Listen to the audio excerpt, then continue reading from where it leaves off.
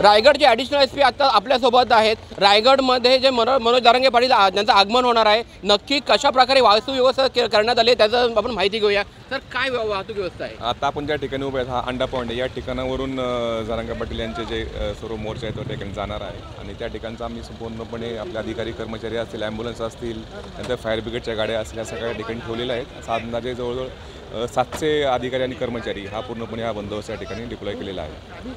आपण कालपासून तो गोंधळ चालू आहे कार्यकर्त्यांमध्ये की एक्सप्रेसवेने जाणार की जुन्या हायवेने जाणार, नक्की काय गोंधळ होता आणि आता नियोजन कसं असणार आहे?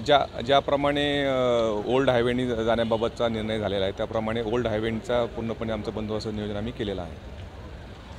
आता तो मनोज जरांगे पाटलांचा तो दौरा आहे तो पूर्णपणे जुन्या मुंबई पुणे हायवेने जाणार आहे। कालपासून जो संभ्रम होता तो क्लिअर झालेला आणि पोलिसांनी त्यांचा जो हा इकडचा मार्ग आहे जुना मुंबई पुणे हायवेचा तो रिकामा केलेला आहे।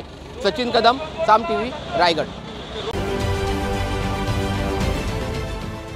देश विदेशातील प्रत्येक घडामोडींचे लाईव्ह अपडेट मिळवण्यासाठी आता साम टीव्हीच्या सर्व सोशल मीडिया प्लॅटफॉर्मला लाईक, फॉलो आणि सबस्क्राईब करा।